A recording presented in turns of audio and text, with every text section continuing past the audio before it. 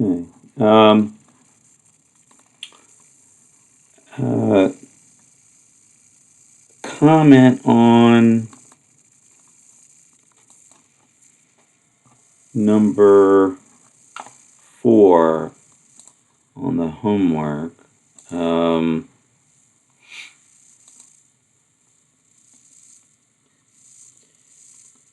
So number 4, I forgot to write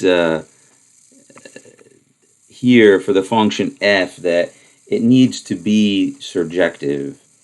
So strictly speaking, number 4 is not true. Without the word surjective there. So you can leave out number 4 on the homework. So assignment 4, if you handed it in, that's fine already. So number 4, problem 4, omit this. It isn't true, strictly speaking. It isn't strictly speaking true.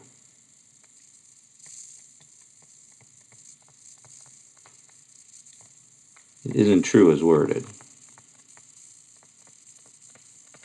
It's partially true, but let's go over that problem. So number 4, it says the following.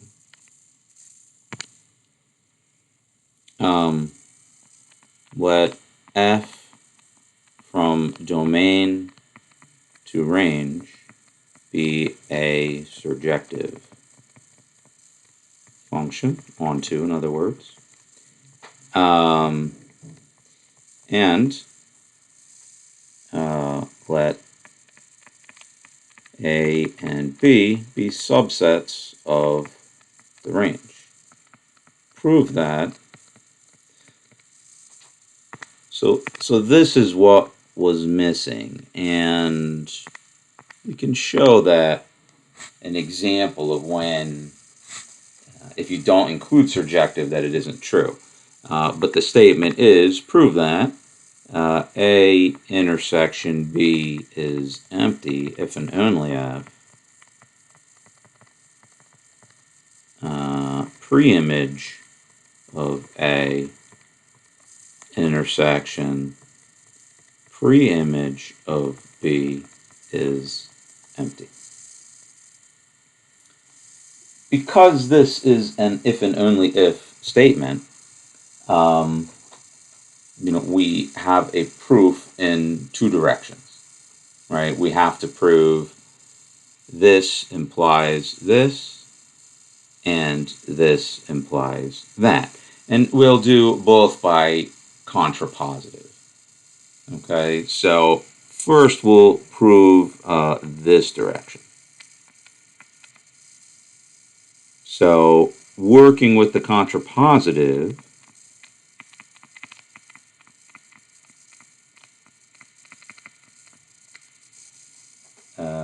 actually hold on, the other direction. Yeah.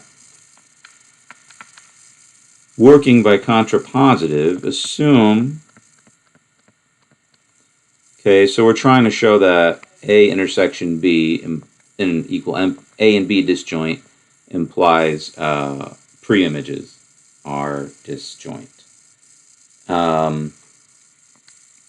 So to work with contrapositive, assume that the preimage of A intersection the preimage of B are not disjoint. Their intersection is non-empty.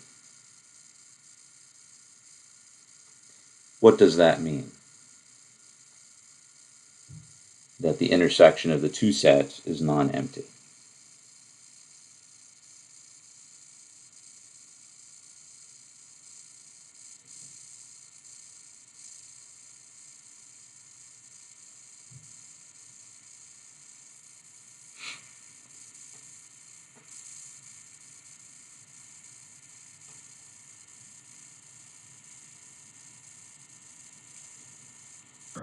So X is in preimage of A intersection preimage of B. Right. So there is X an element of the preimage of A intersection the preimage of B. Okay, which means what? About preimage of A intersection preimage of B. X being in the intersection of those two sets.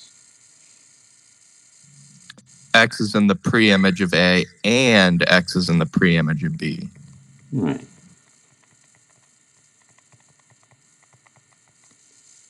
Therefore, when you imply X, F to both sides, F of X is in A, and F of X is in B. Right, which means F of X is in A intersection B, so A intersection B is non-empty, as required.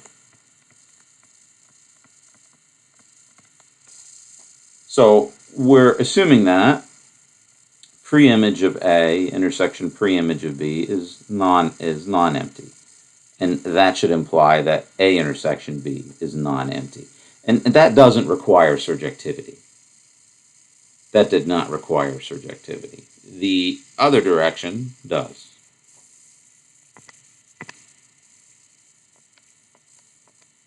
Right? So, again, working by contrapositive.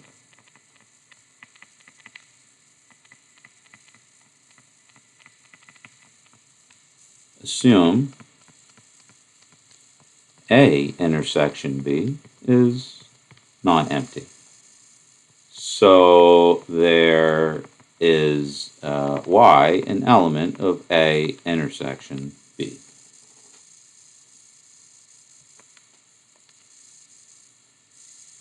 Right? Because F is surjective, what?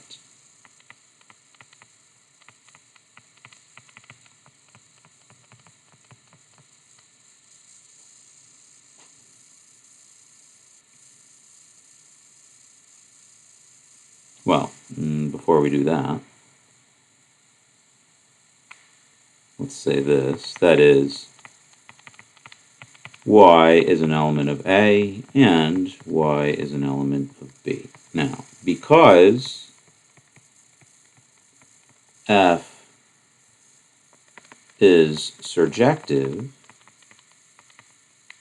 what? So where does that Y, in the domain or the range, in this problem?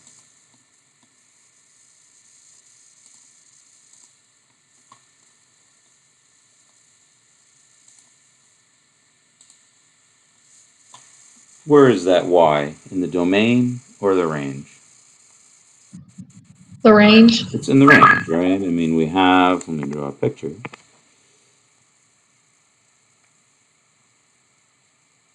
Right, here's the domain, here's the range, here is Y.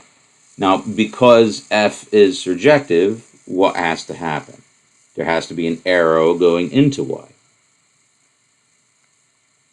And at the tail end of that arrow, right, there's some X. Right, now when a function is not surjective, that doesn't have to happen. Right, so because F is surjective, there is X in the domain such that Y is equal to F of X. Therefore,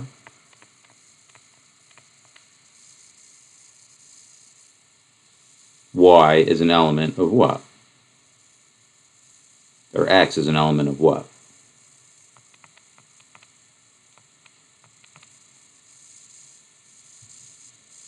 So Y is in A and B, and X is in the domain and equals Y. Preimage of A and X is in the preimage of B. Yeah. Right, so preimage A intersection preimage B is non-empty. But that requires surjectivity, right? Because, if X did not exist, right, if there is no in arrow going into Y, then Y could be in the intersection of A and B, but the preimage of A and B could still be empty. So, for example, so that's done. So the statement, so if F is not surjective,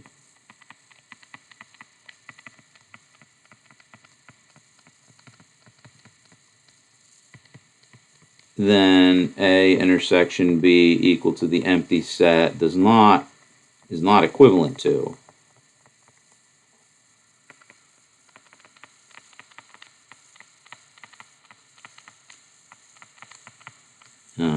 preimage A intersection preimage B equal to the empty set. For example, well, here is a counterexample. Very simple one. Here's the domain. Here's the range. So we'll say A, B, C for these range elements. And in the domain, we'll have elements 1, 2, 3. And 1 will go to A, 3 will go to B, 2 will go to B. Right, so in this case, let A equal 1, comma 3, or wait a minute, A, comma C. I'm using, say, X, Y, Z. Let A be equal to XZ, and B be equal to YZ. Right? Therefore, A intersection B is equal to the set containing Z, which is non-empty. Okay, but the preimage of A is what?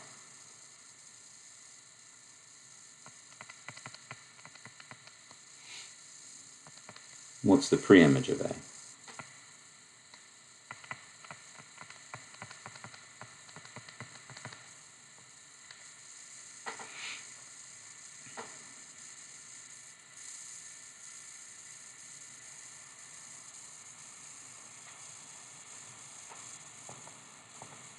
What's the preimage of A? Just 1. Is just the set containing 1. And the preimage of B is what?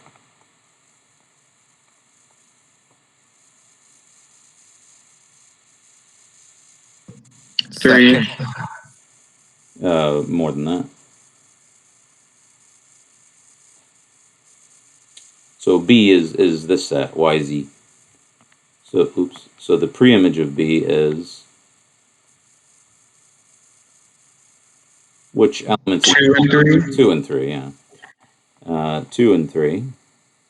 So the preimage of A intersection the preimage of B is empty.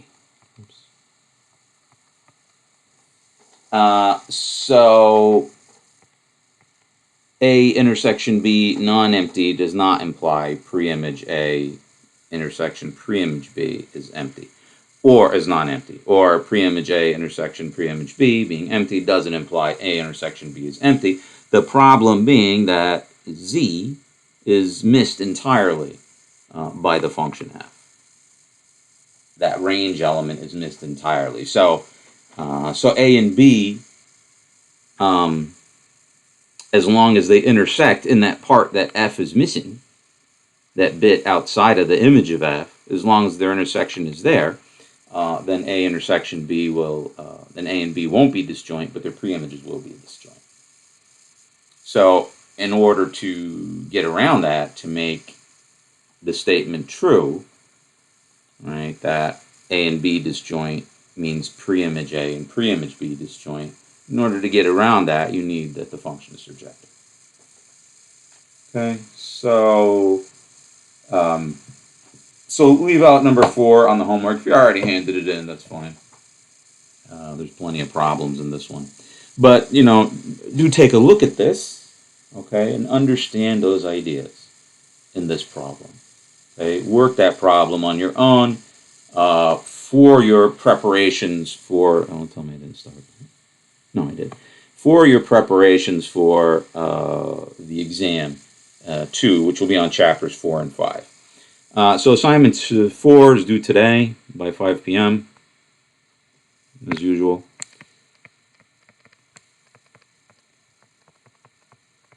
I'll post solutions afterwards. And then assignment 5 will be posted this afternoon.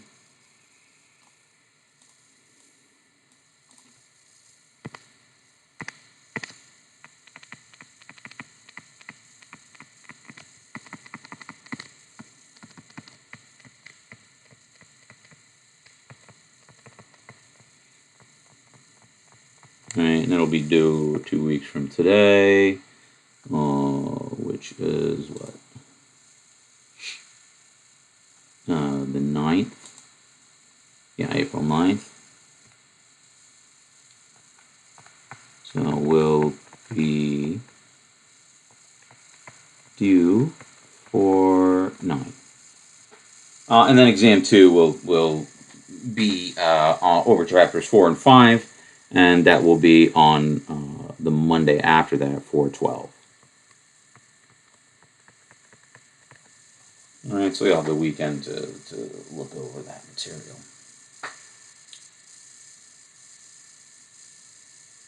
And final exam will be covering chapters 6 and 7. We'll get to those. Other questions about the homework due today? A lot of people have been sending me, initial work on the homework. That's great. Keep doing that. The only request I have is if you do send me like drafts of your homework problems, you want me to check them, please send them as a PDF file. Don't send them in other formats because I can't write on them unless they're in PDF. So I got to spend my time, processing the files as they're sent. So just make it into a PDF. If you take a picture and you get it on your PC or on your phone or something, and you can use Adobe Scan to convert it to PDF, or there's PDF printers, or there's any number of ways to do it. If you need any technical help, just ask me. But I think you're all probably pretty technically adept. If you need help, just ask, and we'll find a way to do it. Other questions on assignment 4?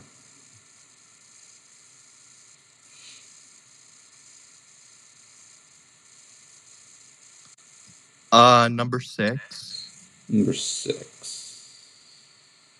I'm just having a little bit of trouble figuring out like which one's false. I think if you make an example, a couple examples, you'll get a feel for it. So pick a subset A of subset B, and you get a function from A to B, just defined by f of x is x, the identity function it's often called.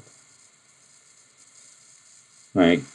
And then just look at the picture, make a bubble diagram. Don't make a big set, make B have like 5 elements in it, and A have like 3 elements in it, and take a look.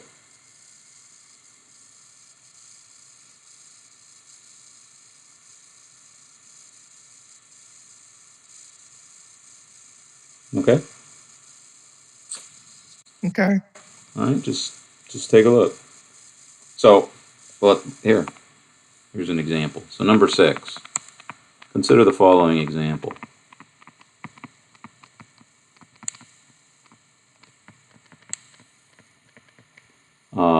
A is equal to 1, 2, 3. B is equal to 1, 2, 3, 4. Something like that. So F looks like this. 1, 2, 3. 1, 2, 3, 4.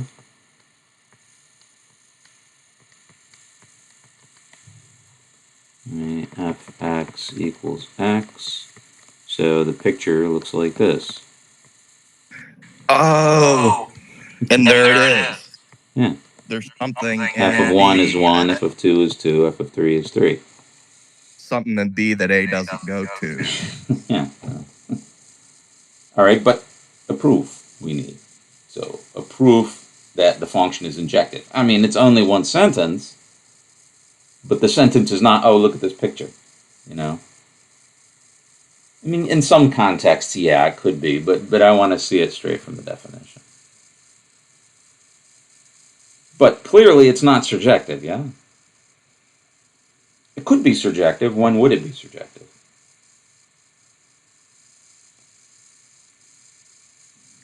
If something went to 4. Well, I mean, what conditions on A and B would make it surjective?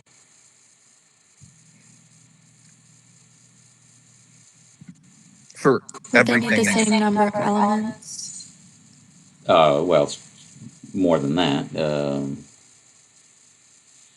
A is supposed to be a subset of B, right? So where's the A one? and B are equal. Sorry, say it again. I thought you said. I didn't hear what you said. A and B are equal. Yeah, A is equal to B. I mean, remember, every set is a subset of itself. Right? A is a subset, or B is a subset of B. So if A and B are equal, then yeah, it's surjective. If they're not, no. And that's for finite sets and infinite sets. That's going to be the case. Examples are important, and that's why I ask you to give examples of things. Always doing examples of things you're talking about, is an important thing. Not that you're always going to get the most illustrative examples, like when you try doing that on your own, but such things come with experience.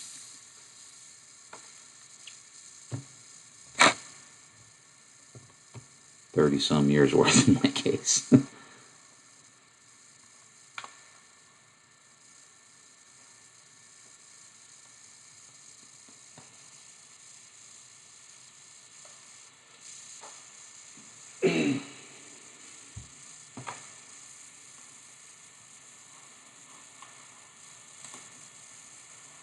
All right, so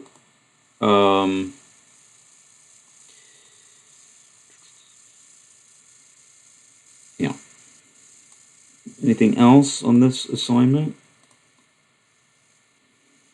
With 1A, I understand it, but I'm having trouble putting it into a proof. I mean, it has to follow the definition. Which one? Number 6, you said?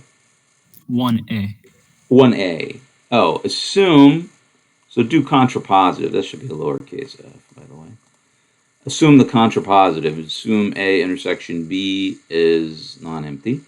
Therefore, there is X. So A and B are subsets of the domain. There is X such that X is in A intersection B. And then that X will give you something in the intersection of the image of A and the image of B. All right, so 1A. So 1A. So use contrapositive to prove that f of A intersection f of B equals empty set implies A intersection B equals empty set. All right, so assume A intersection B is not the empty set. So thus there is X in A intersection B. Blah, blah, blah. Blah, blah, blah, blah, blah. Therefore, something is an element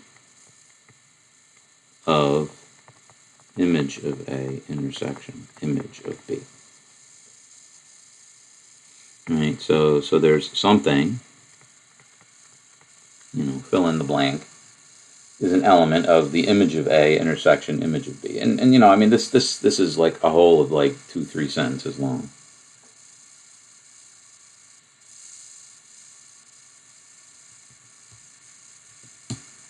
Right, just fill in the blanks here. All right, thank you. Mm-hmm. Oh, therefore blank is in there, therefore image A intersection image B is not the empty set, right? We're doing contrapositive, so this not being the empty set implies this not being the empty set. All right. Just fill in the blanks there. All right, what's this thing supposed to be, and what's the argument that goes here? And this is like 2 sentences long or something. What I really want to see is, did you figure out what the right element is that's in the intersection of the image of A and image of B? And did you explain how you got it? Okay.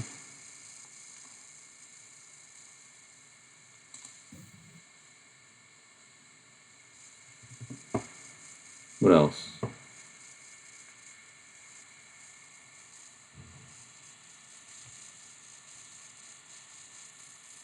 All right.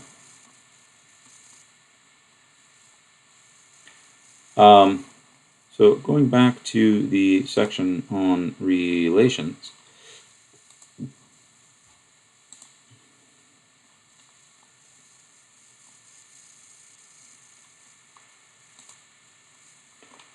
So remember what a relation is. Let's go back to the beginning, just quickly recap. Given a set A, a relation on A is just a subset of A cross A. So it's a collection of ordered pairs. But that's not the notation really that's used. When discussing relations, the following notation is used. Let, twiddle be a relation on A. And there's different symbols people use other than twiddle. Okay, or tilde. So let tilde be a relation on A. When x, y is an element of that relation, we write x tilde y, or x is related to y, or x twiddle y, or something like that. And other symbols used for relations aside from that are like, you get this arrow thing often. Folks will use less than or equal to, greater than or equal to, proper subset, so on and so forth. And the meanings of those symbols may be different than the traditional meanings. Usually related to the traditional meanings, but it can be different.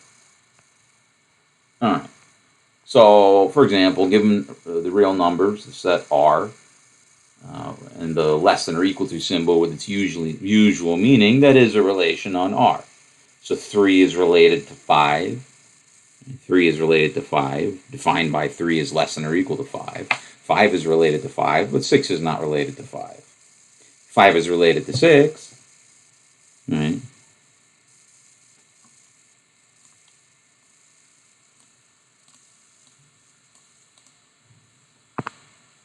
So relations have directions to them. So 5 is related to 6, but 6 is not related to 5.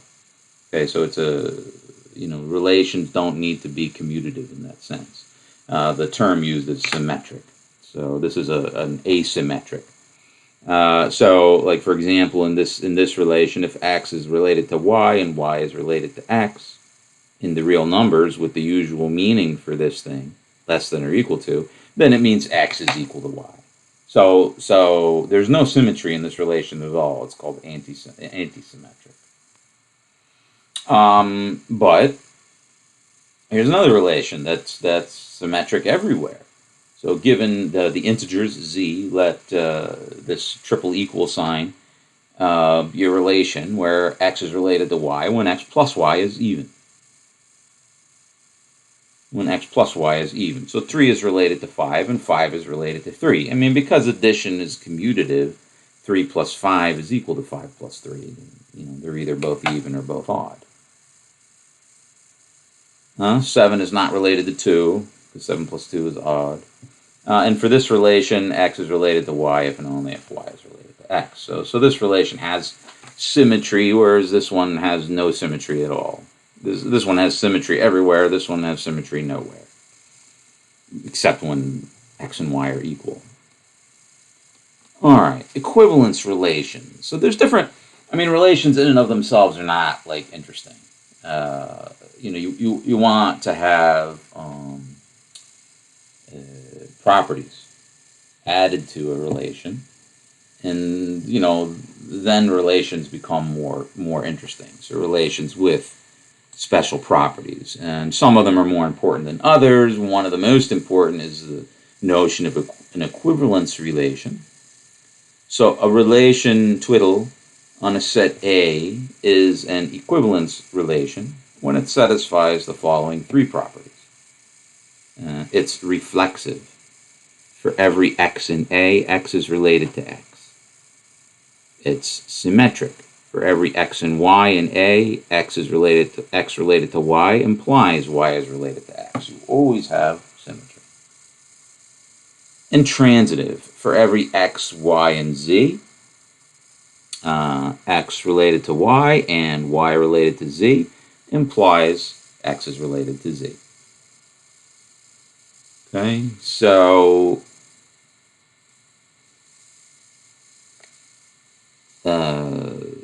before we do this example, let me.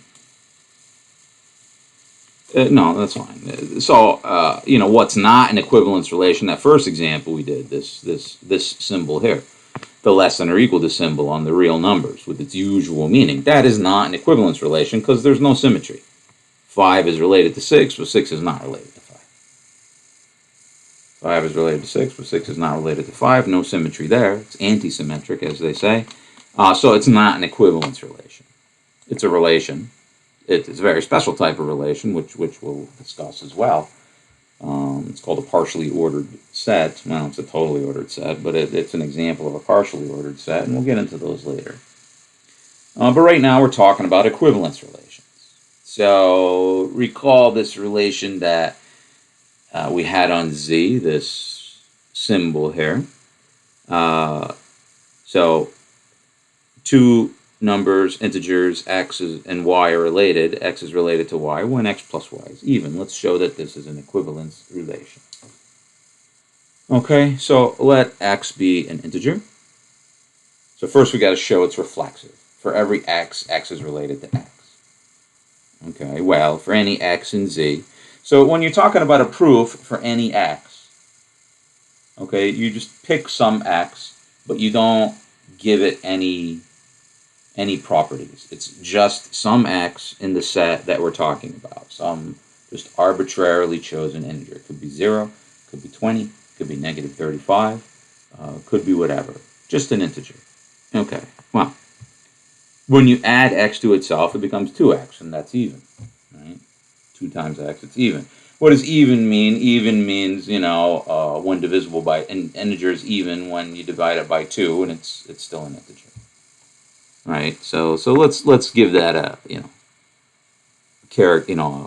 be our working way of characterizing evenness.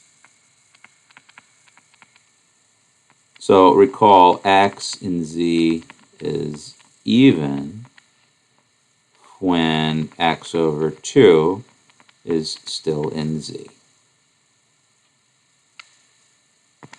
That's not the only way to characterize evenness, but it's one way to do it.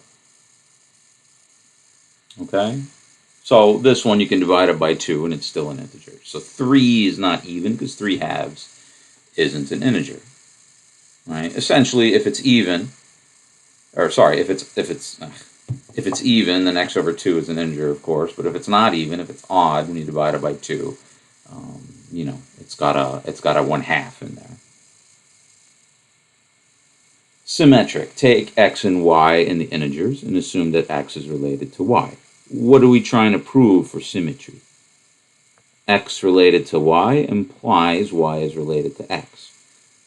right? The first sentence in an implication proof is assume this is true. And then you wish to show that that is true. So take x and y in the set of integers and assume that x is related to y. Right? This means that x plus y is even. And since x plus y is equal to y plus x, you get that y is related to x. Okay, that one's not difficult. Transitive, all right, that one's got a little more entertainment value in it, in this case. So what does transitive mean? X related to y and y related to z. Remember this relation we're using down there has this symbol rather than this twiddle symbol. Implies x is related to z. So how are you going to prove that?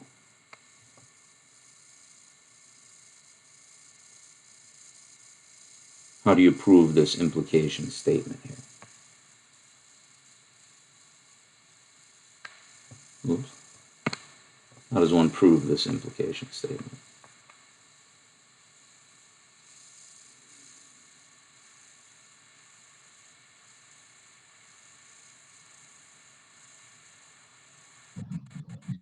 Assume X is related to Y and Y is related to Z, and then try to prove that or X must be related to Z. Yeah, precisely. All right. Um,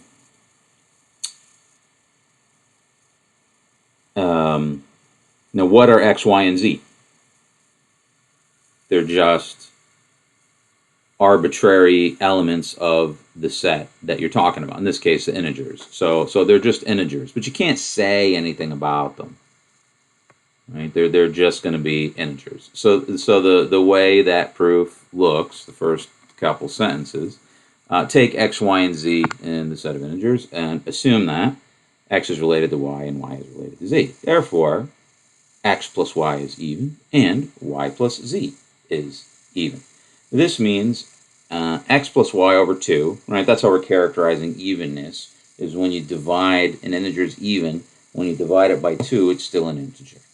And that's one way to talk about evenness. There's other ways. There's another way to do it too. You know that x plus y is equal to 2k for some integer k. Yeah, whatever the case, this will be fine. If you would do it the other way, you know, it could work as well. Actually, yeah, I'm gonna make that an assignment for next time. Just discussion assignment. I'll write down after this what I'm talking about. So therefore, x plus y is even, y plus z is even. This means that x plus y over 2 and y plus z over 2 are both integers. So now when we add them,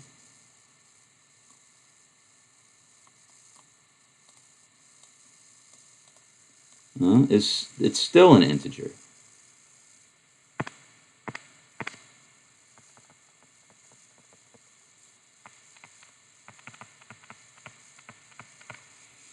All right, well, x plus y over 2 plus y plus z over 2 is equal to what? X plus 2y plus z over 2. Right?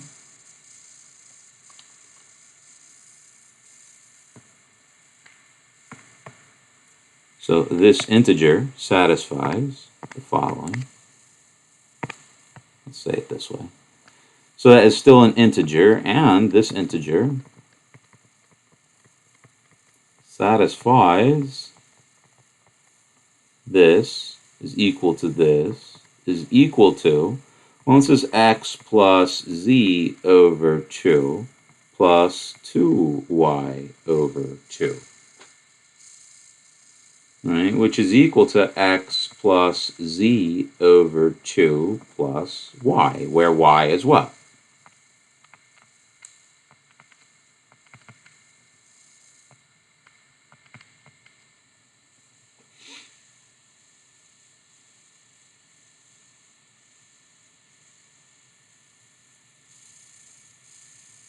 What was y when we picked it?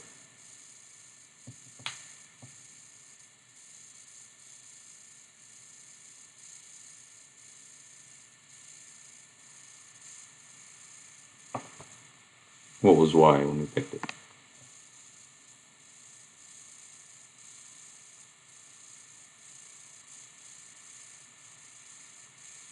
An integer. It's just an integer, right? Where y is an integer. Right? Subtracting one integer from another,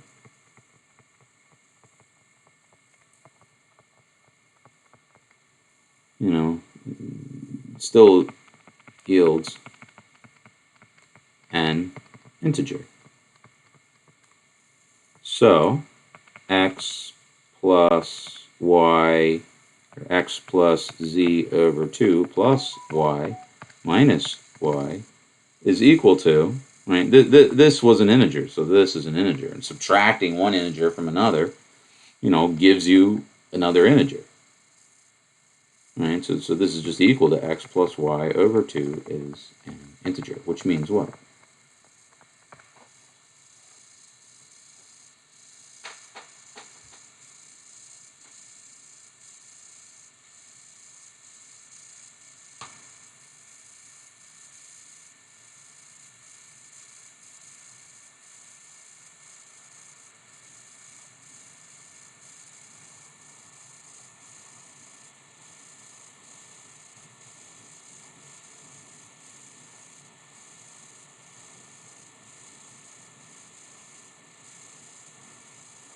X plus y, or what did I do? X plus z over 2, sorry.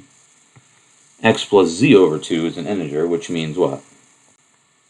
X is related to z. Yeah. As required. Right, so this relation that we defined on the integers is an equivalence relation. Okay.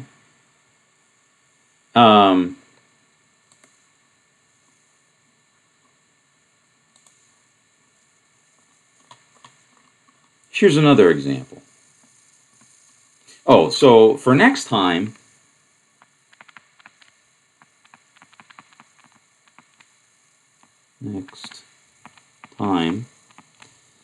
do the following exercise.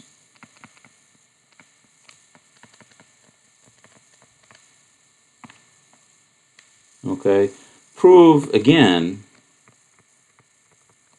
that the above relation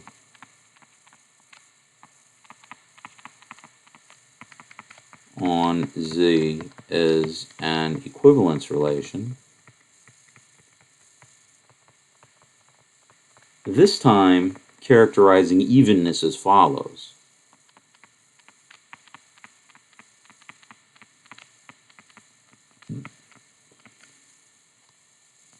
Evenness as follows. Is that a word? Evenness? Got two N's or one? Well, anyway. It's a word. It is now. It is now, exactly.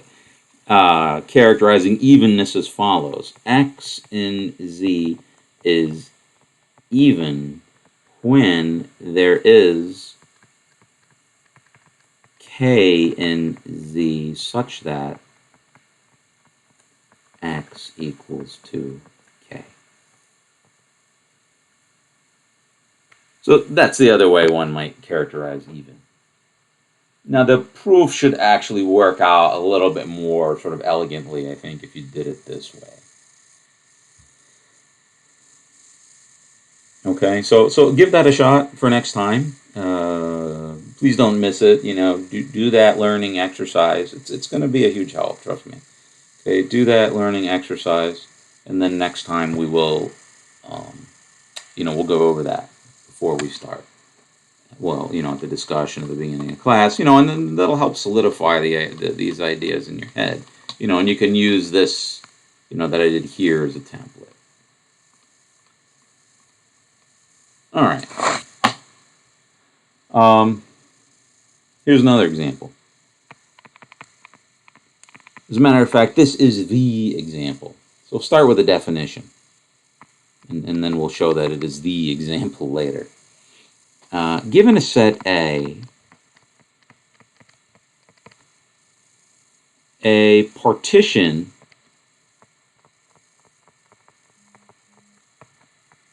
of A is a collection A1, A2, AN of subsets of A, of non-empty subsets.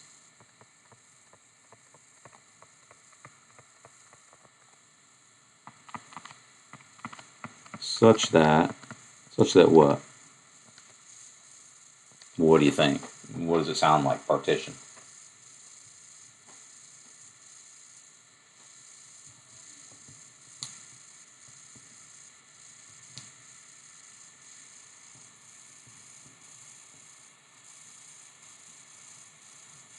Some. And what do you think when you partition A? What does that mean? You break it up. Yeah, break it up into so many pieces. So what does that mean as far as those sets go?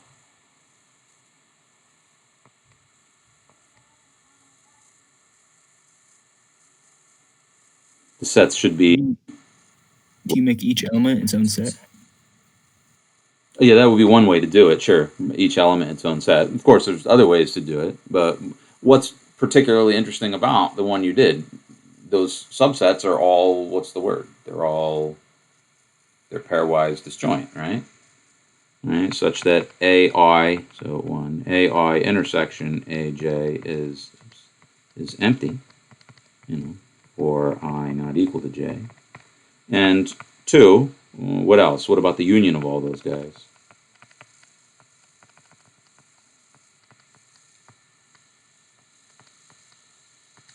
Should be what?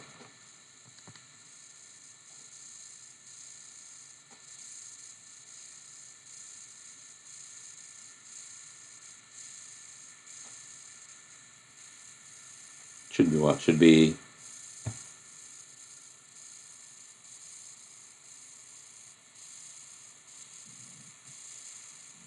all of A, right? You're breaking up the whole into parts. So the whole is the sum of its parts, essentially.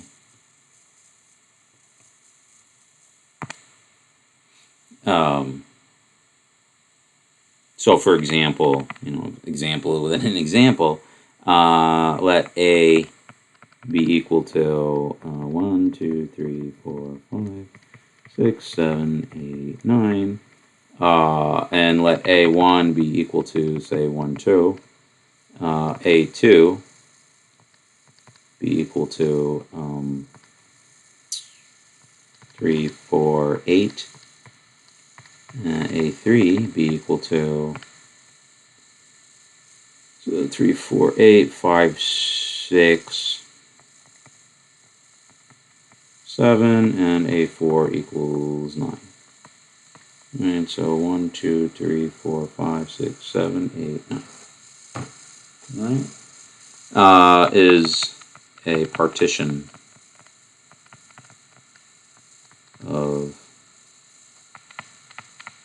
A into 4 what are known as blocks. So the parts of the partition are known as blocks. So let's add that to the text of the definition. So the subsets A1 to AN are called the blocks of the partition.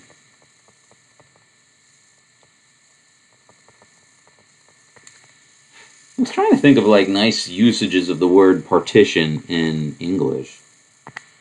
But it seems that they all have some sort of negative connotation to them. The word partition is only kind of used in a negative sense. Although in math it's a very happy word, partition. Because it's a nice thing. We mathematicians like them. Okay, so that's a partition, and what we're going to find out. Well, so first of all, what I'm going to do is show you how you get an equivalence relation from a partition, and then what we're going to find out is that all equivalence relations essentially are partitions. What that partition is the question. Is the question of the day. So the example is as follows.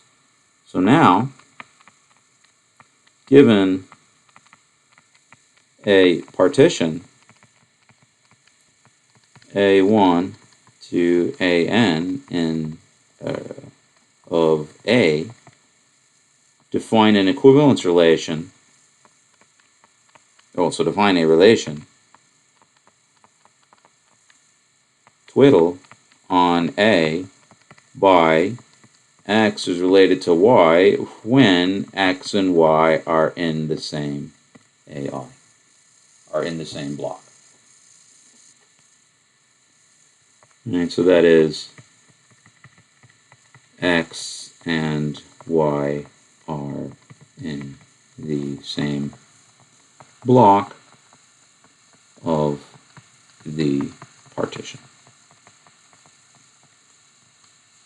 So, given a partition, okay, you get an equivalence relation in this fashion. So, a relation in this fashion, let's prove that it's an equivalence relation.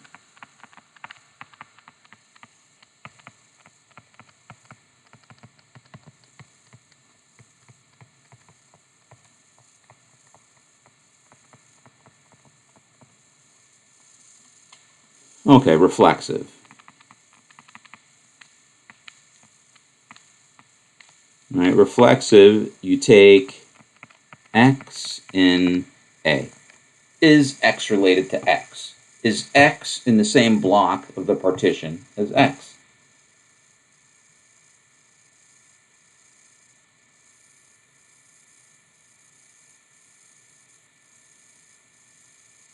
If that sounds silly, it should. Is X in the same block as X?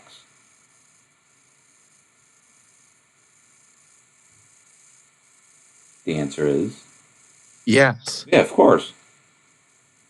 Right? I mean, you could dress it up a little because the blocks are disjoint. In other words, you can never have X in two different blocks or whatever. But even if they weren't disjoint, it would still be true. Certainly, X is in the same block as X. So X is related to X. Symmetry. Right? Let X and Y be elements of A. Assume that X is related to Y. That is, what? X is in the same block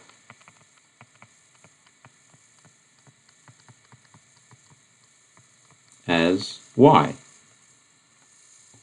Same block of the partition as Y.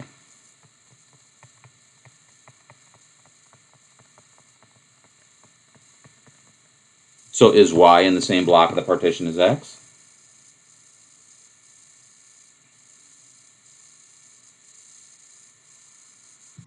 Yes. Yeah, of course. Y is in the same block of the partition as X. So Y is related to X as required. Transitivity.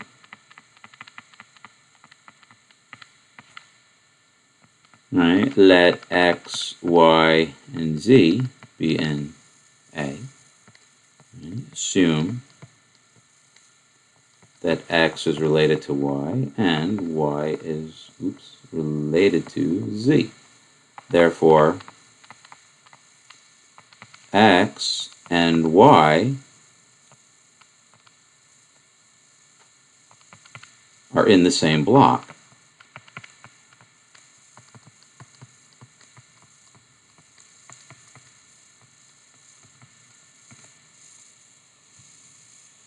Right? And Y and Z are in the same block. Now here there's actually something a little, there's something a little bit, I don't know, you got to explain a little bit. I mean, Not so obvious. what's that? It's not so obvious. Well, I mean, it is because X and Y are in the same block, the block for Y, and Y and Z are in the same block, which is the block for Y. But that works because the blocks are disjoint. Y can't be in two different blocks, right? Like if X and Y were in block 1 and Y and Z were in block 2, right, then at Y would be in block 1 and Y would be in block 2, but that would mean the blocks are not disjoint. Okay, but because they are disjoint, right, they have to be. So because, I mean, that can't be. So because the blocks are disjoint, both pairs are in the block containing the only block, the unique block, containing what?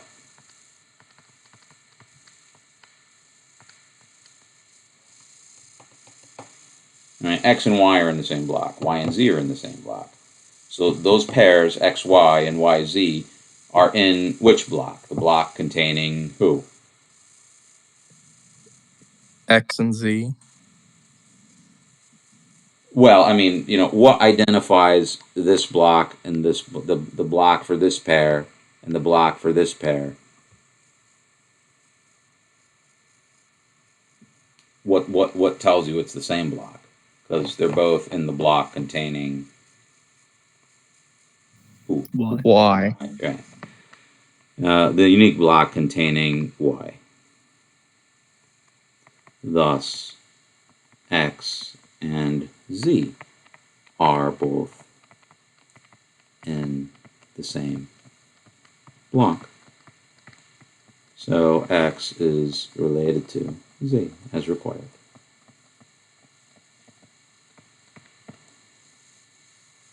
So